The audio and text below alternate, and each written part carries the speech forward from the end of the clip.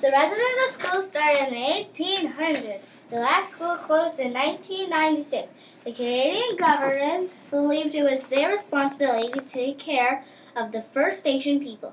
They thought that it would be best for First Nation people to learn English and to adapt Christianity and Canadian customs. The government thought that their white culture was better for the First Nation people. If they taught their cultures to young First Nations as they grew up, they would pass it on to their kids. Eventually, First Nation people would lose their ways of life. Ideally, they would pass their adopted life onto their children, and Native traditions would disappear or be completely gone in a few generations. The Canadian government developed a peace policy called aggressive assimilation to be taught at church-run government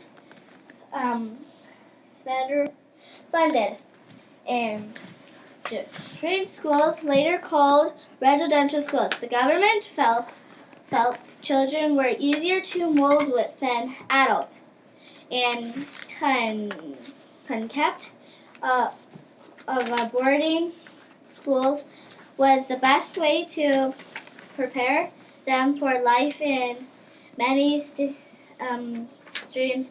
Socially, residential schools were federally run under the Department of Indian Affairs. Attendance was required against their group by the government to assure all Native children attend residential schools were government-sponsored. Residential schools established to assimilate core children into Euro-Canadian cultures. Although the first residential schools were established in New France, the term usually refers to the custodial schools established after 1880. An estimate 150,000 First Nation, Inuit, and Métis children attend residential schools. At least 3,200 Inuit children died in overcrowded residential schools.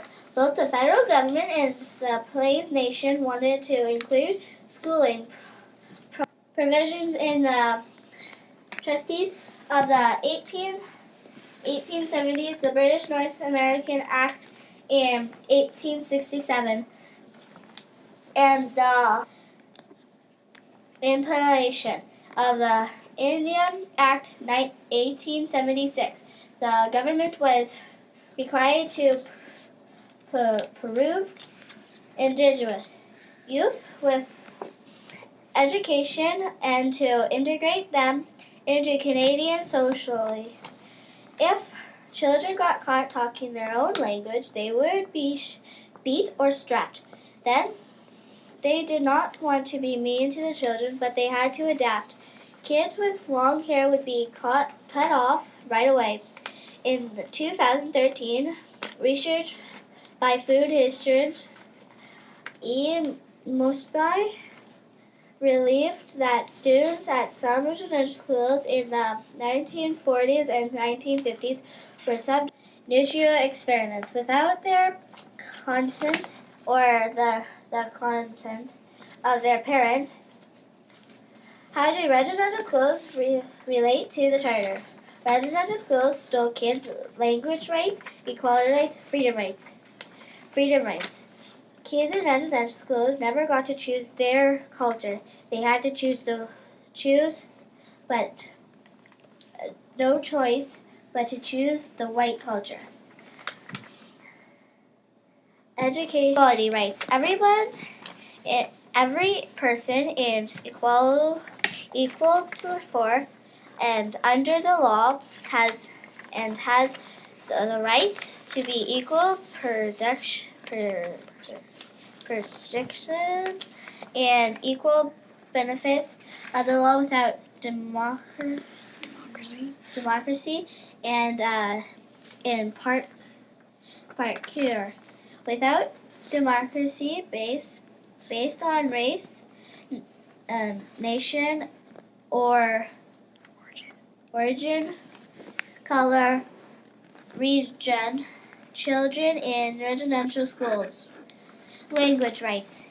They were banned from speaking their own language. The Canadian Charter of Rights and Freedoms, enchanted in 1948, the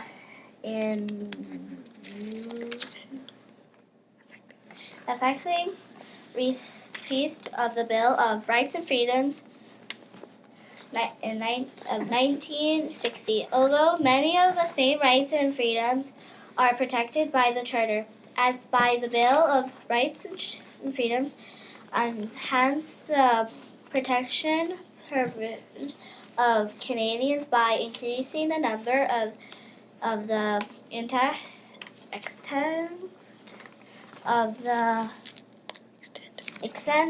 the rights and freedoms. In